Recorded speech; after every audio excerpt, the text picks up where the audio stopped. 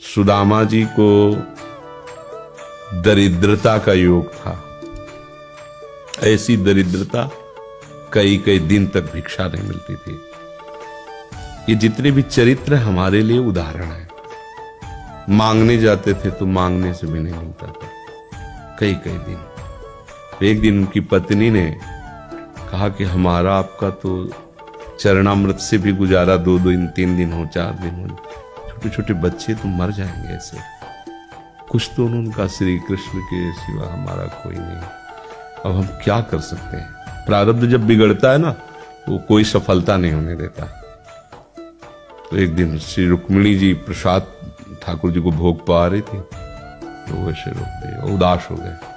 तो उनका प्रभु ऐसी स्थिति हमने जब जब आपकी देखी तो किसी भक्त को जब कष्ट होता है तब आपको ऐसे देखा है। कौन सा भक्त है और क्या कष्ट है। का एक सुदामा नाम के हमारे मित्र हैं, कई दिन से भोजन भी उनको, प्रभु आपके मित्र और मैं आपकी दासी महालक्ष्मी का अवतार रखूं, आप हुक्म कीजिए। लोक लोक की संपत्ति वहां, बोले उसको चाह नहीं है, हमारे मित्र को चाह नहीं है और चाह ना होने पर हम विवश हैं। अगर वो चाह कर ले तो सारी व्यवस्था हो जाए। बोले पैदा करो जाके चाह। बोले उनके हृदय में तो नहीं पैदा कर सकते, हम भी, क्योंकि जिस हृदय में भगवान का आश्रय और निरंतर चिंतन है वहां माया की चाह नहीं होती। बोले उनकी पत्नी के हृदय में, बोले प्रयास करते हैं जाके। भगवान संत वेश में गए, भिक्षाम दे निकली। अतिथि का सत्कार करना गृहस्थ का धर्म होता है। हाथ जोड़ा और कहा हम असमर्थ हैं, आपको भिक्षा नहीं दे सकते। क्यों?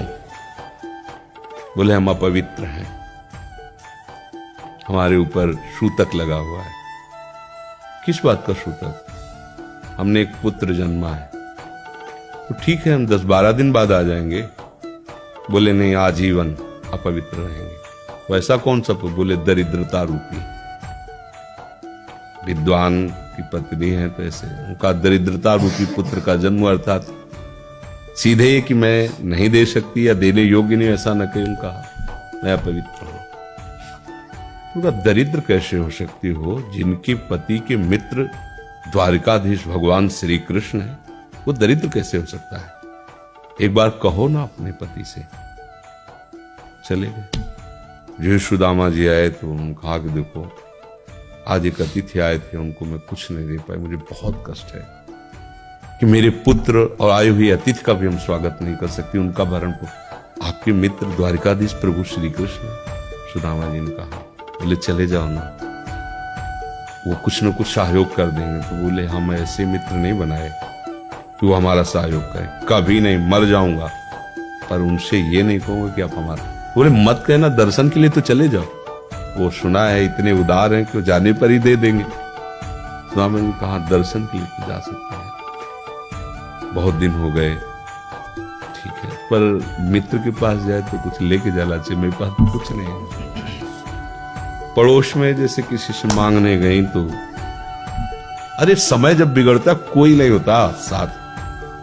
एक ने थोड़ी उदारता दिखाई तो चावल पछोरने पर जो आगे कणका होते चावल के, जो प्राय वो लिए सुदामा जी ने कहा हमारे प्रभु भाव के भूखे, कुछ ले जाएंगे, खाली हाथ तो नहीं है। पोट्री में सारांश में बता रहे, द्वारपालों ने देखा कि हड्डी हड्डी शरीर में कई जगह से फटे वस्त्र, बेवाई फटी हुई, उनको दिखाई दे रहा था दरिद्रता की मूर्ति है। तो उनका किससे मिलना है तुमको? तो उनका श्री कृष्ण से। बोले संभाल के बोलो, क्योंकि पार्षद है, अनंत कोट ब्रह्मांडों के नायक प्रभु के ऐसे बोले कोई श्री कृष्ण को ऐसे गली आए, उनका जाके तो तुम बोलो ना, श्री कृष्ण से जाके कह दो कि एक सुदामा नाम के ब्राह्मण आए हुए। पार्षद प्रभु बड़ा अजीब आदमी है, आपका नाम बिना किसी सभ्यता के ले रहा है। तो कह रहा श्री कृष्ण से कह सुदामा, कूद पड़े। भगवान दौड़े, वो पार्षद वो सब की ब्रह्मा जी शंकर जी आते हैं तो वहां खड़े रहते हैं घंटों, भगवान ऐसे भागे। सुदामा जी को पता था ना हमारे रुक्मिणी जी के महल में रुक्मिणी जी के पलंग पर बैठाते हैं, स्वयं चरण पखारते हैं। अब ये वैभव, क्या हालचाल है, कैसे हो? तो आप सब जानते हो, आपकी बड़ी कृपा है। तो ब्याह हो गया, हाँ ब्याह भी हो गए, बच्चे भी हो गए। हमारे पास आए तो कुछ तो लाए ही हो गए। और वो सड़े से कपड़े में चावल, ऐसे बड़ी बड़ी वैभव, महारानियां सब भगवान का। चुप ऐसे बोले, देखो फिर चुप कर रहे हो, हमारे हिस्से की चोरी पहले की थी और फिर चुप कर रहे हो।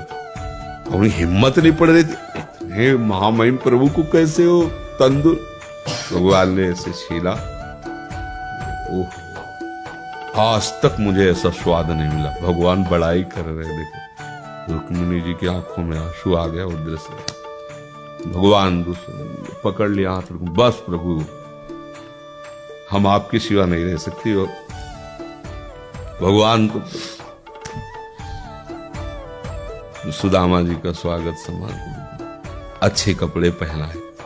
जब चलने लगे ना भगवान की तरफ वो देखते, मतलब कामना नहीं पर कि देखा पत्नी कह रही थी जाओगे कुछ लोग कुछ चले प्रभु, हाँ ठीक, घर से ऐसे चले जाना, हाथ भी खाली। प्रभु ने कहा देखो ये कपड़े जो है ना महंगे हैं, रास्ते में तुम्हें चोर बदमाश तुम अपनी पोशाक पहने इनको उतार दो। बोले बड़ी कृपा, कपड़े भी उतार और रास्ते में सोचे देखो निगेटिवली सोच रहे, मेरे श्री कृष्ण मुझे कितना प्यार करते हैं। उन्होंने इसीलिए नहीं दिया कि ये दरिद्र कहीं संपत्ति पाकर मतवाला होकर मुझे भूल न जाए, मुझे कितना प्यार करते हैं। प्रभु के प्यार में मगन होकर सुदामा पूरी खड़ी जैसे द्वारिका। उनको भ्रम हुआ कि मुझे लगता है चलते चलते मैं पुनः द्वारिका आ गया। तो आप पूछ रहे हैं कि भगवान के पास विधाता है, उनका प्रभु ये तो गलत हो गया। इनके भाग्य में हमने लिखा था 6 श्री, ऐश्वर्य का नाश, जीवन में नहीं ऐश्वर्य, 6 श्री। भगवान ने उसका उल्टा कर दिया यक्ष श्री।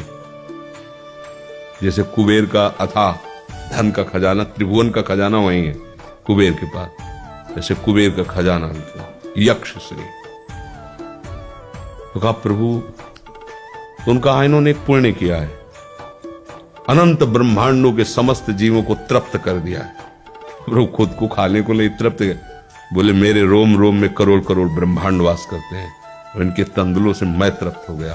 अनंत ब्रह्मांडों का भंडारा हो गया, उसका जो पुण्य होता है लिख दो इनके भाग्य में। अब किसी की चलेगी प्रभु के आगे? तो एकमात्र प्रारब्ध को मिटाने वाले भगवान है। कर तुम अकर तुम अन्यथा कर तुम।